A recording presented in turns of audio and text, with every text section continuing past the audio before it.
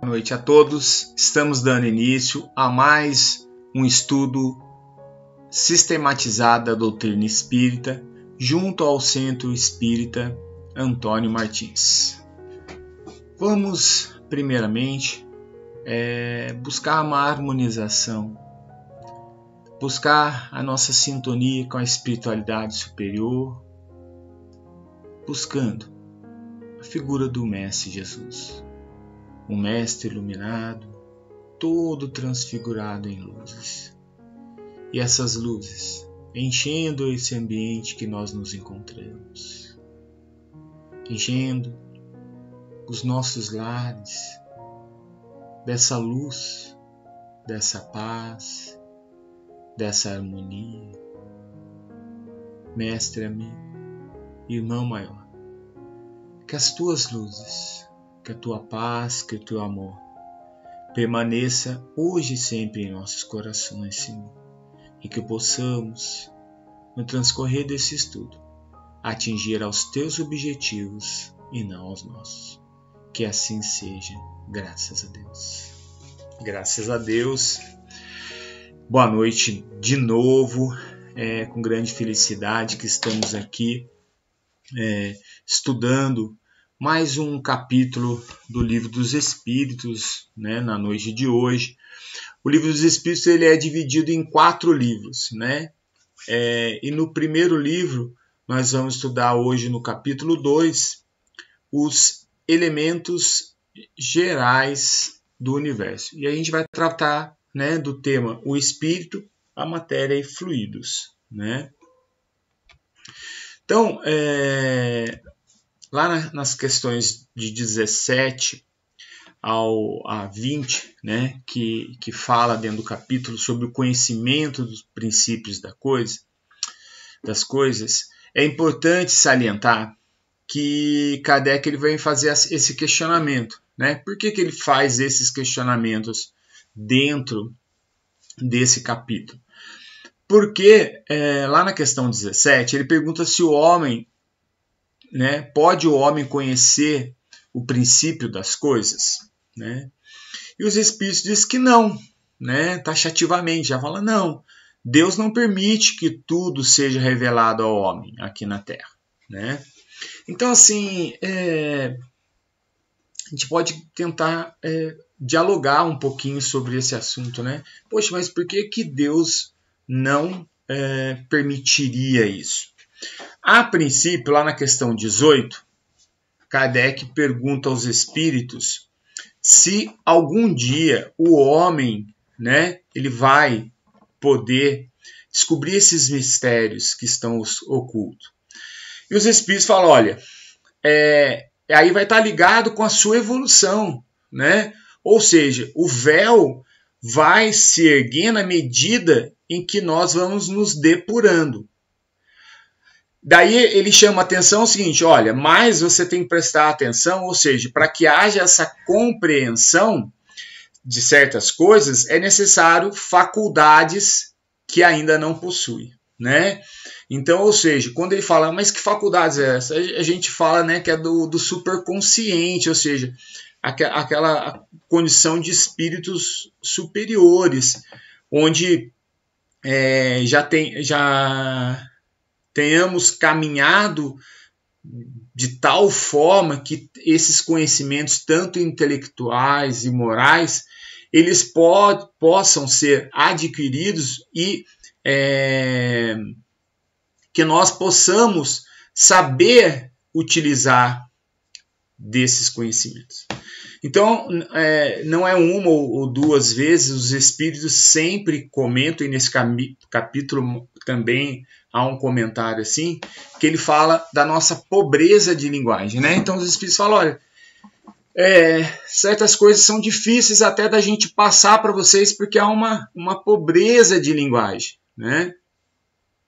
Então, o que ocorre? Ocorre que para que nós possamos ter um conhecimento maior, a gente precisa ter maturidade, precisa ter desenvolvido certas características intelectuais e morais para que a gente possa utilizar. É igual assim uma criança que nunca comeu doce. Quando tem doce, né, ela vai lá se lambuza. Então a gente vê que, por exemplo, muito que a evolução do homem ocorreu em conflitos, né? E através desses conflitos a gente usa a ciência para o mal. Esse mal gera um grande mal que de uma certa forma retorna para a gente, porque, né, a própria lei do retorno, né? Então há uma ação contrária àquilo que nós praticamos de errado, e daí a gente começa a tentar arrumar aquilo, ou seja, aquela evolução que teve, que a gente utilizou ali num primeiro momento para o erro, daí a gente começa a utilizar e ver funções que vão nos auxiliar, né? Então, vou pegar um exemplo bem prático, bem palpável, né, vamos assim dizer. A ciência quântica, né? Então a física, já descobriram, né? Não foi de agora, mas no século passado, né? A física quântica ela traz novas descobertas, né? Eu que modéstia à parte, né? A gente tem um certo estudo, um certo conhecimento. Eu não consigo compreender a questão da física quântica, né? Aquela historinha do gatinho que está dentro da caixinha. O gatinho está vivo ou está morto? Bem, ele pode estar vivo e morto, né? Então, a gente lê o exemplo e fala, nossa, parece que eu consegui entender, mas não entende, né? Eu tenho um amigo, né, conhecido da doutrina espírita aqui na região, né, que é doutor em física. Então, às vezes eu peço aí, não, Marco, me explica aí a relatividade. Daí ele vai lá, perde um tempo explicando a relatividade. Naquele momento, parece que nossa, né? Eu começo a entender ali os princípios da relatividade, mas aquilo não me bate, né? Eu estava lendo nesses dias sobre a relatividade, então que dentro da física, né, da física quântica, descobriu-se que tem dois pontos distantes e que uma coisa ela pode estar num momento e de repente ela pula, né? Há um salto de um ponto para o outro sem que percorra esse espaço, sem que haja ele percorra o espaço. Ele está num ponto e daí daqui a pouco ele está no outro ponto. Então ele faz esse salto, né? Salto quântico, mas ele não percorre o espaço. Então é instantâneo, né? Então hoje os cientistas estão tentando fazer redes de 5G baseados nessa física quântica, né? Então tá aqui e tá ali o sinal ia se propagar em pontos quase que instantaneamente, né? Só que daí eu não consigo compreender isso, e a grande maioria das pessoas também não consegue compreender isso. Então é uma ciência que está aí, que já foi descoberta e a gente não consegue compreender. Então não é que Deus não permite, é que nós ainda não temos a capacidade, a competência para compreender certas coisas. Então não adianta trazer esses conhecimentos que a gente talvez não ia utilizá-los de maneira correta e ia fazer mais mal do que bem, né? Então, para as crianças, para os nossos filhos pequenos, a gente vai ensinando eles na medida em que eles vão se desenvolvendo. Então, você não vai pegar uma criança de 2 meses e dar um produto químico para ele ter uma limpeza lá. Mas lá uma criança de 4 anos, você pode ir lá dar uma brincadeirinha, tal, vamos limpar agora, vamos lavar os pratinhos, vamos lavar aqui um copinho de plástico, daí gente. Agora, se você vai desentupir um cano que você precisa utilizar de uma soda cáustica que queima, que pode causar cegueira, pode causar queimadura, você não vai dar isso para uma criança, né? Que apesar de você utilizar de maneira, você que tem a compreensão, o entendimento, você utiliza aquilo de maneira correta, você não vai fazer criança que ele não vai ter essa capacidade. Então, ele pode até, né, utilizar, mas de repente vou pôr a mão, não vou pôr a luva. Então é isso, né? Então, Kardec continua dentro desses questionamentos quando ele fala, né, se o homem ele pode desenvolver isso através da ciência. Daí os espíritos falam assim, lógico, evidente, a ciência lhe foi dada para isso. Poxa, por quê? Né? A ciência lhe foi dada para isso, para que você desenvolvesse, né?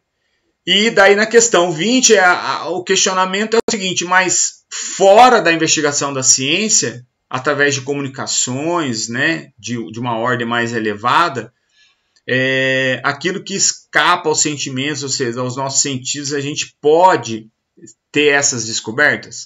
Daí ele fala assim, sim, se Deus julgar que chegou o momento de revelar e ninguém descobriu, né? Então a ciência pode...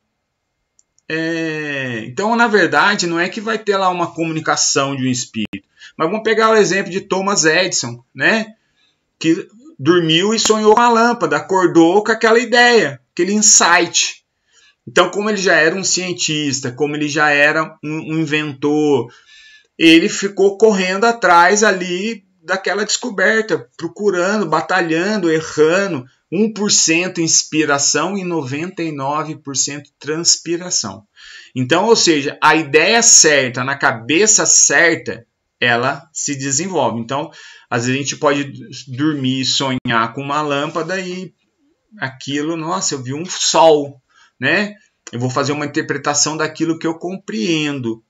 Thomas Edison não, né? Newton, por exemplo, quando viu a maçã cair, e todos os objetos caem desde que o mundo é mundo, porque a gravidade existe, é uma lei. Então, se todos os objetos caem, quando Newton percebeu que um objeto caía, ele fez um questionamento: por que o objeto cai? Né? Então, por que isso? Então, através do porquê, né, da filosofia, ele começa a fazer os estudos e lá e traz as 3 leis de Newton, que antes da física quântica eram as leis que traziam as verdades físicas, né, para a ciência moderna. Então, lá no item 2 desse mesmo capítulo, o que é o espírito e a matéria. Então, a doutrina espírita vem nos falar que, segundo o espiritismo, há 2 elementos gerais no universo. A matéria e o espírito, né? Então, tendo atenção ali que é o espírito com E minúsculo, né? Que é o princípio inteligente. E na questão 27, ele vem falar, olha, e acima de tudo, Deus, o Criador, o Pai de todas as coisas. Então, Deus, o Espírito e a matéria constituem esse princípio de tudo que existe, a trindade universal. Então, a doutrina espírita, né, os espíritos vêm falar através desse capítulo aqui, que existem 3 elementos, como se fosse uma trindade universal, que seria Deus, o Espírito como princípio inteligente, né? E a matéria ali como fluido cósmico universal, como um princípio material, né, gente? Ali é um princípio, aqui a gente vai ver que é um princípio material, né? A gente colocou ali com matéria porque o fluido cósmico universal é a matéria. Então seriam, né, como se fossem 3 seres Deus, que a gente não tem capacidade, compreensão de entender. A gente não tem a capacidade, a compreensão de entender o princípio inteligente. Então, isso né, a gente por uma certa lógica a gente tem essa compreensão, e o fluido cósmico universal. O que a gente pode dizer pelo estudo é que esse princípio inteligente, né, que é uma emanação do pensamento divino. Então, o princípio inteligente, nós não somos partículas de Deus, mas nós somos imantados por esse pensamento divino. Então, é o que a gente consegue conceber ainda desse princípio inteligente.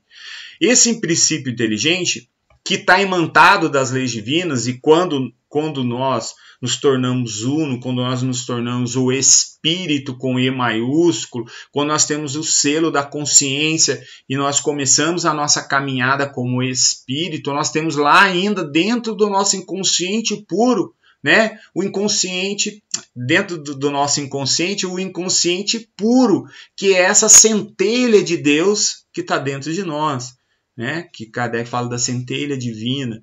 Jesus Cristo falou que o reino de Deus está dentro de nós, está lá no nosso inconsciente puro. Então, esse princípio inteligente que é emanado de Deus, né? Então, vamos pegar um outro exemplo. 100, o número 100, como se nós fôssemos 100 e Deus fosse 10. Né? O 100 não é 10. Vocês concordam com isso? 100 não é 10. 100 é 10 vezes 10, ou 10 ao quadrado. Mas o 100, ele contém o 10. Então é como se nós dentro de nós contemos Deus, mas nós não somos Deus. Então esse princípio inteligente, como Deus, né, lá tem uma questão, fala Deus, a matéria exige de todo sempre, pela lógica desse, né, então, se Deus é trabalho, esse trabalho é constante, há uma lei de dinâmica de trabalho constante, então essa matéria vai existir ali desde sempre. Então esse princípio inteligente ele vai atuando sobre esse fluido cósmico universal, e daí tem toda aquela relação dos três reinos, né? A princípio atuando através das transformações moleculares, da transformação desse fluido cósmico universal. Então a gente tem Deus, que a gente, né, não consegue compreender. Tem o princípio, né, material, ou fluido material, ou a matéria elementar, né, fluido cósmico universal. E temos aqui o princípio inteligente, o espírito em princípio. Então, o espírito, então os espíritos falam assim, olha, o espírito, ele não é matéria. E a gente vai discutir isso um pouquinho mais para frente, mas ele precisa da matéria para produzir a sua ação. Então ele é alguma coisa, mas a gente ainda não consegue ter essa compreensão do que é essa coisa. Então a gente coloca aqui, né, uma síntese. Então a gente tem Deus, né? Questão número 1 do Livro dos Espíritos. Inteligência suprema, causa primária de todas as coisas. Então, de um lado, o princípio espiritual e do outro, o fluido universal, ou o princípio, ou o fluido universal, né? O princípio material.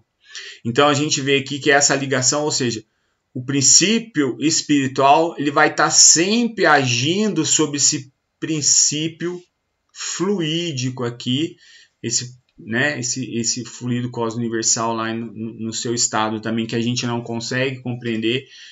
Inclusive, no capítulo, eles falam assim, olha, tem um fluido cósmico universal que vai envolver tudo isso, né? E que vocês ainda também não têm condição. Mas por quê? Porque quando a gente fala em matéria, a gente pensa em coisas ponderáveis. Então, esse princípio espiritual, né, um princípio inteligente, ele vai se desenvolvendo, ele vai buscando uma individualização, e isso é uma coisa inconsciente, até o momento onde ele vai gerar uma ação sobre o mundo mineral. Então, a gente tem que entender que esse princípio inteligente, né, esse princípio espiritual, ele não tem uma individualidade ainda, né? Ele não tem uma individualidade. É como se ele fosse agisse assim como um todo. E através dessa elaboração, desse trabalho nos mundos minerais, vegetais, né? Tem um livro que chama Evolução Anímica, é um livro que explica muito bem isso. Ele pega alguns exemplos lá do século passado. Seria muito legal se tivesse algum pesquisador que fizesse uma evolução anímica de novo, um livro sobre a evolução anímica, em que trouxesse os novos conhecimentos da ciência de hoje, né? Então, é de 2 séculos passado o livro, né? Então, ele vai se individualizando, aí chega no reino animal, ele já começa a ter algo independente da matéria, então ele já começa a formar ali o seu perispírito, mas não é perispírito ainda, mas ele já chega num determinado momento. Então tem até a pergunta lá quando a gente vai estudar os 3 reinos, que fala assim, mas então ele fala que da alma, né, que ele podia chamar aquilo de alma, como se fosse uma alma animal, né? Então a pobreza de nossa linguagem, então não vamos comer. Então então, quer dizer, não é questão de preciosismo, é questão de, mas você não está querendo dizer que o espírito é preconceito, porque você não está querendo dizer que o espírito animou o animal. Porque não animou, né?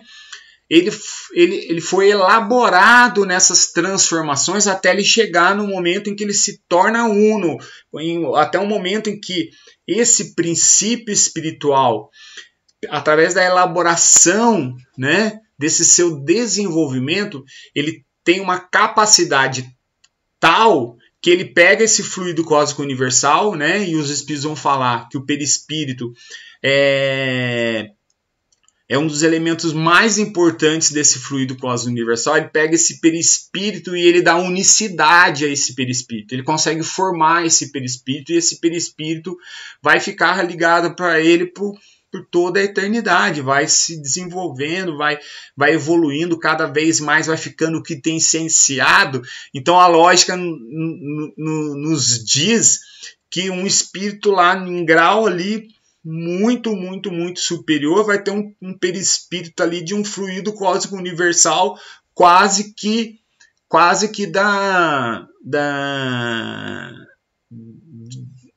do momento em que ele foi criado, né? Então essa lógica nos diz. Então quer dizer, a gente não consegue ter essa compreensão, mas a lógica nos diz isso.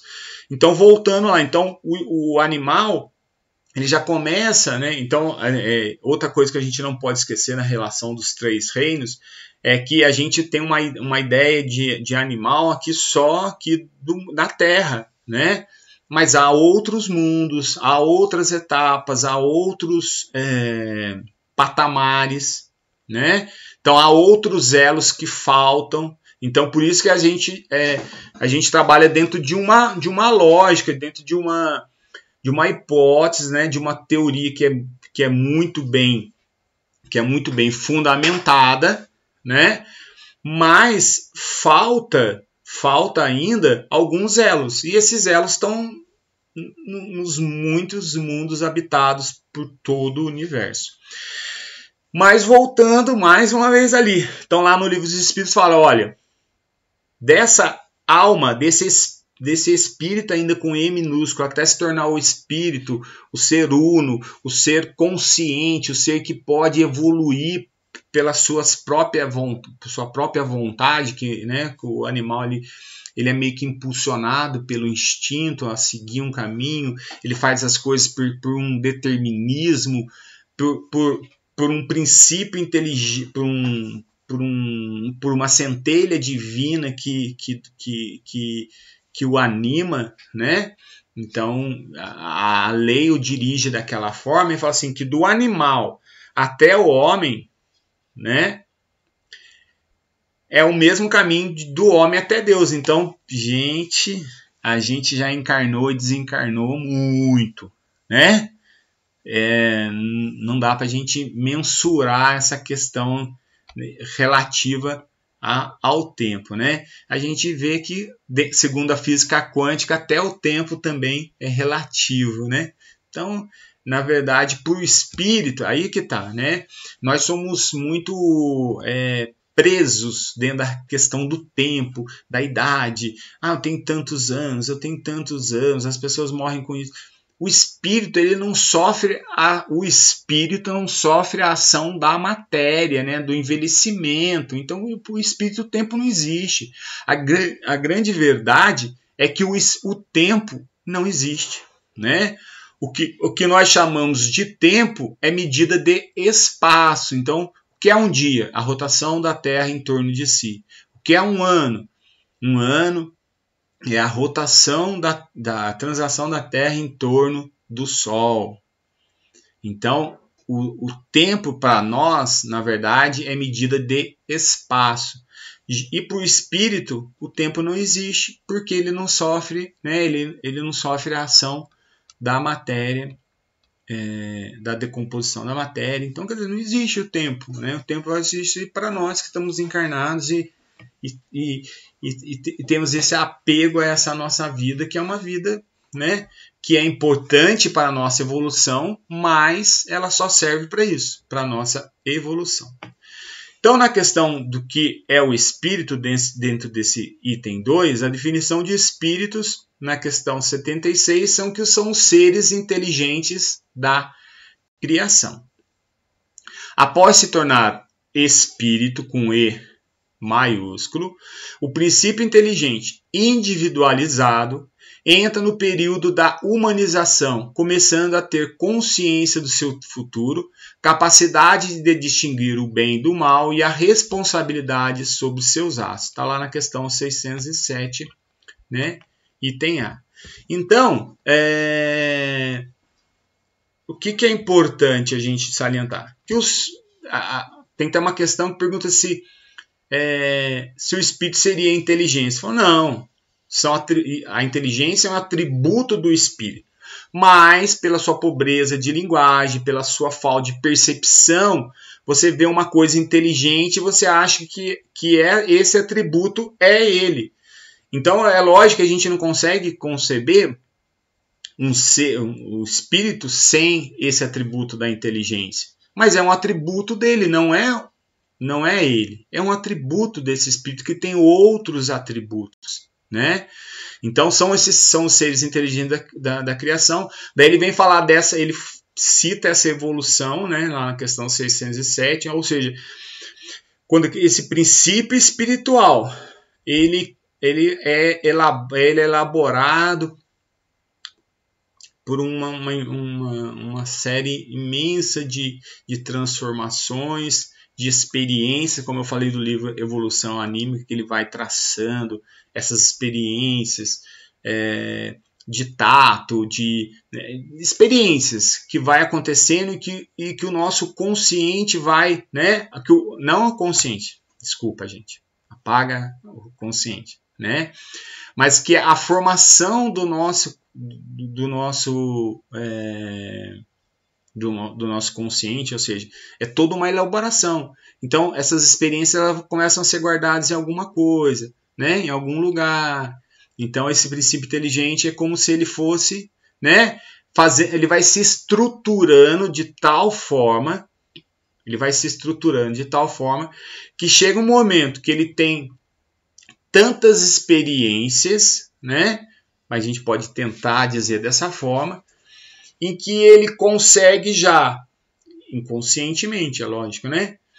Ele consegue já aglutinar, né, o perispírito, que é em torno de um foco luminoso, ou seja, em torno do ente. Então, a hora que ele consegue essa individualização, ele se torna um ser uno, ele começa a sua caminhada como espírito, né? Então, a gente pode trazer algumas reflexões sobre a questão do espírito, quando a gente falar que não somos seres eternos, né? Mas sim imortais, porque eterno estaria ligado, lógico, ao preciosismo, né? Estaria ligado ali desde o começo, como Deus é eterno. Nós somos imortais, porque depois de criados, né, a nossa trajetória Não tem fim. Fomos criados simples e ignorantes, dotados da liberdade e do livre-arbítrio, inclinados tanto para o bem quanto para o mal. É importante, às vezes, a gente salientar essa criação, né, criados simples e ignorantes, que a questão do simples e ignorante é na questão do espírito com E maiúsculo, na nossa caminhada como espíritos, né? Porque apesar de eu tenho esse espírito ali no começo da sua caminhada tem uma bagagem de experiências, ele tem uma bagagem, né? Porque ele foi um princípio inteligente, foi um princípio espiritual que foi se elaborando, ele já tem uma bagagem, mas aquela bagagem é uma bagagem intuitiva, né? A intuição que vai gerir isso, gerir o homem nas suas primeiras caminhadas, como espírito com E maiúsculo. Então, mas ele não tem conhecimento, mas aí ele começa a ter uma coisa, né, que o difere de tudo, por isso que ele é diferente, ele começa a ter a capacidade do entendimento, de fazer experiências por si próprio e não experiências automáticas, em que a ação externa é que faz eu experimentar, mas sim uma ação minha, mesmo que essa ação tenha uma reação externa. Então eu vou pegar um exemplo muito simples. Tem uma tomada e eu coloco lá um grampo na tomada e eu levo um choque, né? Instintivamente, um animal não faria mais isso. Mas o animal ele não teria o porquê enfiar o arame na tomada, né? Olha só, o animal por que o animal vai? Porque nós somos animais, né? Nós somos seres curiosos. Então eu vejo ali, eu vou querer, mas poxa, agora, né? Qual que é um outro ponto? Um outro ponto que eu posso aprender sem passar por essa experiência. Então alguém pode chegar em mim e falar assim, Sérgio, não faça isso que você vai levar um choque. Então, né, a questão da inteligência faz com que eu possa pensar, então eu posso aprender com os meus erros e eu posso aprender com a experiência do outro. Eu aprendo com a experiência do outro. A questão do bem e do mal é o momento em que eu tenho consciência, que eu tenho livre-arbítrio, então eu não tenho uma tendência para fazer coisas certas e erradas. Eu não tenho bagagem de acertos e bagagem de erros, né? Eu tenho uma bagagem de experiências, então eu vou começar a fazer experiências. Então por isso que o espírito não retroage.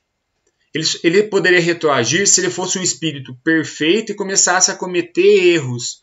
Mas se eu sou se as minhas experiências são nulas, são neutras, a partir do momento que eu faço alguma coisa errada, essa coisa errada, tá dando para perceber isso? Que essa coisa errada, na verdade, ela não é uma involução, ela é uma evolução, porque apesar de eu ter feito errado, aquilo me gerava uma certa ignorância. A partir do momento que eu fiz e deu errado, então vamos pegar um exemplo simples, né? Dentro do bem e do mal. Faz de conta que enfiar a tomada fosse uma coisa... perceber que enfiar o grampo na tomada elétrica fosse uma coisa moralmente errada. Então eu não sei se é certo ou errado. Eu nunca vi uma tomada, eu nunca vi um grampo. Eu pego o grampo, nossa, né? Curioso. Nossa, e se eu pôr porque tem 2 furos ali, aqui tem 2 pontas, inteligência, né? Capacidade cognitiva de pegar, de olhar, de analisar. Então esse é o espírito com E maiúsculo. Então ele pega e ele vai fazer aquele experimento. Mas então vamos pegar o exemplo que se fosse um experimento moral. Ao colocar a tomada, né, ao colocar o grampo na tomada, eu levo um choque. Vocês concordam comigo que eu não tinha esse conhecimento? Ah, então moralmente isso é errado? É errado, mas isso não é uma involução, não é um atraso, porque eu não tinha.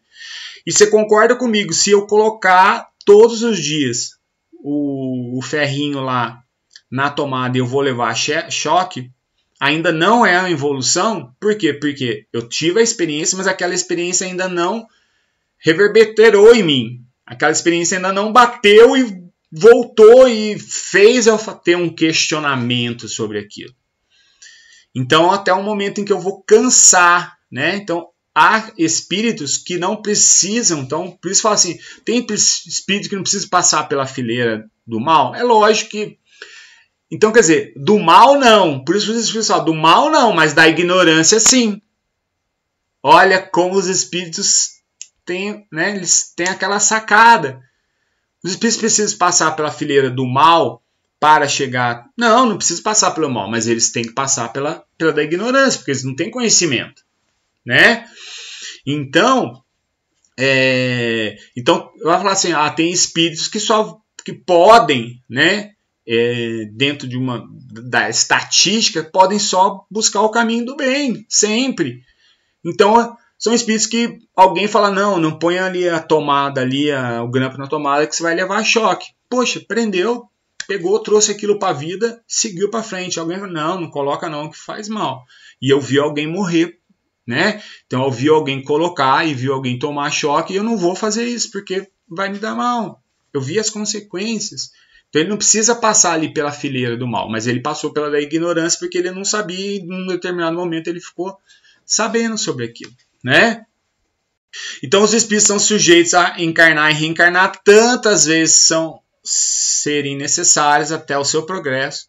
Existem diferentes graus de evolutivo entre espíritos, a gente vai estudar isso na escala espírita, embora sejam independentes, né? O espírito e a matéria estão em constante relação, então a gente precisa da matéria para que a gente possa, né, continuar o nosso trabalho evolutivo. E ele vem falar lá da matéria. Então a definição comum da matéria, né, que a gente vai ver na física, é que é qualquer coisa que possui massa, ocupa lugar no espaço, está sujeita à inércia. A matéria é aquilo que existe, aquilo que forma as coisas, que pode ser observado como tal. Então a gente está falando aqui da matéria como a gente conhece como ser encarnado, né? Já os espíritos já vêm trazer um novo conhecimento sobre a matéria, quando ele fala assim, a matéria é o laço que prende o espírito e o instrumento de que esse serve, sobre o qual ao mesmo tempo exerce sua ação, né? Então ele já fala assim, olha, o espírito ele só existe porque há em torno dele esse laço, esse perispírito, né? Que como se prende ao espírito, né? Que é um instrumento que esse serve e através desse instrumento, que é o perispírito, ele vai, né, exercer a sua ação na matéria. Então, para que o meu corpo possa articular a fala, a mão, os gestos, os olhos, tudo, eu preciso de um perispírito que vai ser, né, o intermediário entre o espírito e o meu corpo físico. Então a gente pode trazer, né, algumas reflexões em torno da matéria, quando ele vem falar que a matéria existe em estados que ignorais. Então, ou seja, olha, a ciência vem falar da matéria ponderável, mas existe matéria, né, matéria em estados imponderáveis, que a gente chama de fluidos, e que de uma certa maneira, né, a gente vai ver, por exemplo, ele falando em fluidos espirituais, e daí ele vem e traz o ensinamento. Olha, a gente fala fluido espiritual, que para o espírito que está na Terra, por exemplo, e desencarnou, esse fluido é alguma coisa. Então a gente chama de fluido espiritual, mas é fluido, é matéria, né? Então tem a matéria ponderável e tem a matéria imponderável. E esses que a gente chama de fluidos espirituais são esses fluidos que podem ser elaborados pelo pensamento espiritual. Mas existe ainda fluidos ainda cada vez mais sutis. Então a matéria é formada de um só elemento primitivo, lá o fluido cósmico universal. Os corpos que considerais simples não são verdadeiros elementos, são transformações dessa matéria primitiva. Então existe uma matéria primitiva que através da, né, como a gente falou lá, da ação desse princípio inteligente, ele vai trazendo essas transformações. Se há uma ação de um espírito ainda mais superior para que ele coordene tudo isso, então, né, ali já nos falta um pouco daquela compreensão que a gente falou lá atrás do capítulo. Mas vai criando esses elementos, e esses elementos, essas moléculas, elas vão se combinando e vai trazendo tudo que a gente conhece de ponderável aqui no mundo material e dentro ali dos fluidos espirituais. Então a gente vai ver que lá na Gênesis capítulo 14, quando ele vai falar dos fluidos, né, que ele fala, olha, por isso que pelo pensamento você pode fazer essa elaboração, essa transformação do fluido naquilo que você quer. Então, nas condições evolutivas atuais, é impossível precisar onde termina a molécula, né? E onde começa essa atuação ali. Então, o fluido universal é a matéria primitiva. Então, identificamos dois estados desse fluido universal. E vocês vão entender o porquê que eu vim trazer isso de novo do fluido universal, que foi o tema tratado na semana passada, né? Então, existe ele no estado de materialidade, que é a transformação do fluido em matéria tangível, dá origem aos fenômenos materiais que são da alçada da ciência, como a gente acabou de falar, e em estado de eterização, que é o estado normal primitivo, que dá origem aos fenômenos espirituais ou psíquicos, objeto principal da atenção do espiritismo, né? Então Kardec, quando ele viu as mesas girantes, as mesas batendo, respondendo a questionamentos, ele fez toda uma pesquisa para ver se não era golpe, se não era linha, né? se não havia um charlatanismo, né, naquela ação, né? Então ele olhou e falou, não há.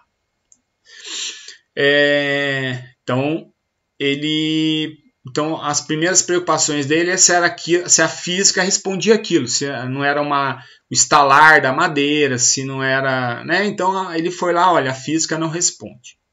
Então, realmente, há uma ação, né, de alguma coisa, de algo, sobre aquele objeto material, que no caso era uma mesa. Depois, o que chamou a atenção de Kardec é que ela respondia a perguntas inteligentes. Então, ele falou, bem, se responde a perguntas inteligentes, ela é inteligente também, né? Então, a ideia de que a inteligência podia animar uma mesa, daí os espíritos respondem, né? Tem uma questão que fala assim, não, é o espírito que dá a inteligência à mesa, a mesa não tem inteligência. A mesma coisa o corpo. O Sérgio que está falando aqui para vocês é uma das minhas encarnações. Agora, quem anima o Sérgio é meu espírito. Quem dá inteligência para esse corpo físico, para o Sérgio, né? Para o estar agora Sérgio, é o meu espírito. Então, por quê? Porque quando eu desencarnar, meu espírito se desliga de mim, vai para o mundo espiritual, meu corpo fica ali e já era, né? Não tem mais inteligência, porque a inteligência, né, é o atributo do meu espírito. Então, daí voltando, né, Kardec, através dos seus questionamentos, ele vai descobrindo. Então, ele fala assim, os próprios espíritos falaram que eram espíritos, e falou, a gente faz, através da elaboração de transformações materiais dos fluidos, a gente consegue elevar, baixar essa cadeira, mas daí você vai precisar de um médium, tal. Então era uma coisa física, que precisava de um componente físico, né? Então ele precisava dos médiuns que soltavam esse elemento, né?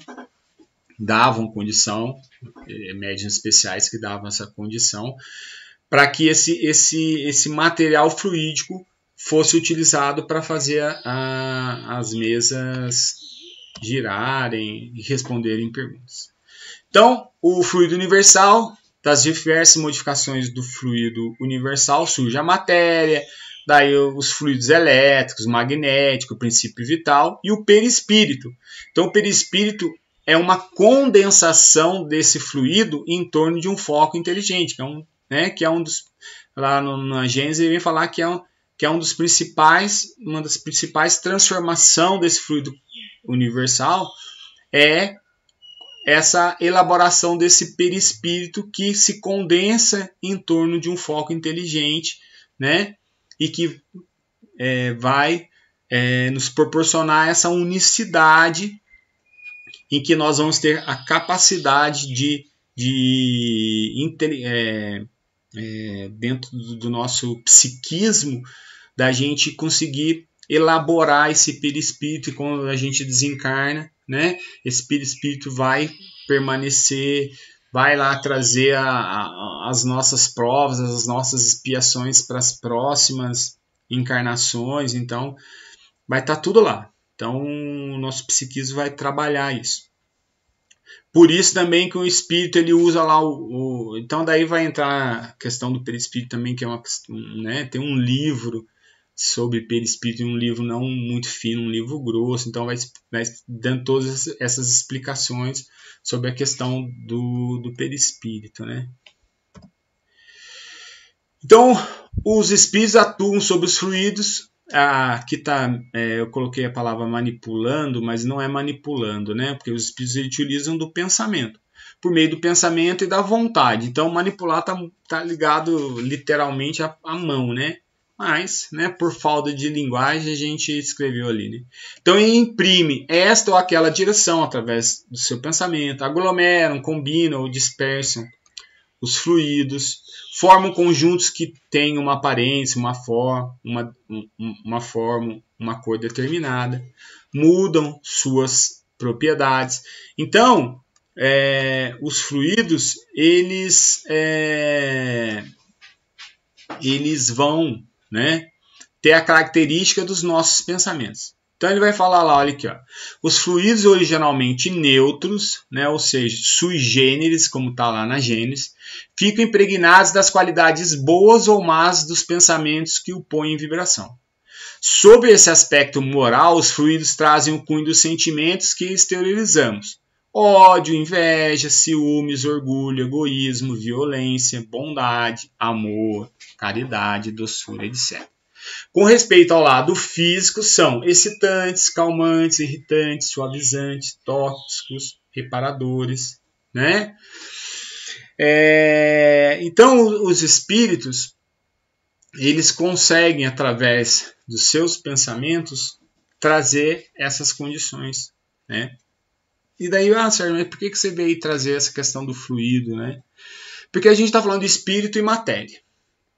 E a gente está falando que o perispírito é essa colocação mais importante, né, do fluido universal, ou seja, essa criação mais importante que é em torno de um foco.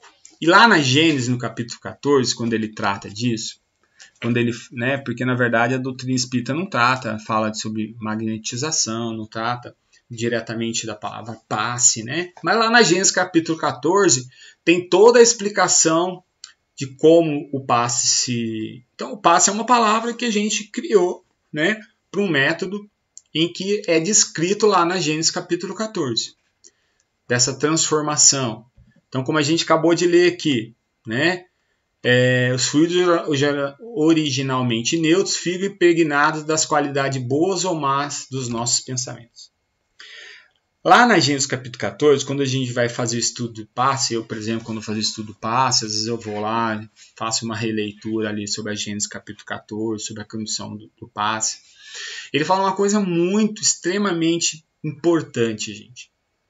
Que nós trazemos dentro da gente, ou seja, ele vem falar que ele fala lá na Gênesis que o nosso perispírito é como se fosse uma couraça, né? Que pode nos proteger da influência dos maus espíritos. E para que isso se dê, é importante a gente temperar. Dar o quê? Qualidades a esses fluidos que estão à nossa volta. Então, qual que é a dica que fica do estudo da noite de hoje? Estudo muito importante que fala de espíritos, estudo muito importante que fala da matéria. E dentro da matéria, a gente tem esse elemento, um dos elementos mais importantes elaborados, através da matéria principal do fluido cósmico universal, que é o perispírito, que cada um de nós traz em si essa couraça e que cabe a cada um de nós dar têmpera, dar qualidades morais para que nós possamos repelir os maus pensamentos, repelir as ações daqueles espíritos que têm inveja da gente, que não gostam da gente, espíritos que nós trazemos alguns erros ainda, que nós devemos e vamos, com certeza, através da lei da reencarnação, corrigir e reacertarmos com esses indivíduos. Então, cada um de nós pode e deve buscar sempre ter bons pensamentos, boas atitudes, boas ações. O verdadeiro espírito é aquele que busca melhorar-se a cada dia um pouco. Está lá, Kardec fala isso, olha, o verdadeiro espírito não é aquele que é santinho, não. É aquele que cai, que acerta, mas que é aquele que se esforça para fazer de maneira correta, de maneira direita, né? Então, cabe a nós dar essas qualidades, cabe a nós buscarmos fazer boas leituras, buscarmos fazer uma atividade física, mas fazer uma atividade física buscando bons pensamentos, buscando boas leituras, assistindo bons filmes, né? Então são isso que vão dando qualidades fluídicas em torno de nós, que vai como se dando, que vai formando em torno de nós essa couraça, essa ligação, né? Essa sintonia com os nossos irmãos espirituais superiores. Então, cada vez mais que a gente consegue... É fácil, gente? Não é fácil. Mas se fosse fácil, como a gente fala, todo mundo faria. A gente não precisava estar nem encarnado aqui na Terra. Se estamos encarnados aqui na Terra é porque nós temos que nos esforçar muito para que a gente possa atingir a esses objetivos. Eu quero agradecer a todos por mais essa oportunidade de estarmos aqui juntos, né? Por podermos trazer esses ensinamentos da doutrina espírita e que nós possamos, junto com o Mestre Jesus, buscar que essas luzes possam iluminar os nossos corações a cada dia. Uma boa noite a todos. Fiquem com Deus.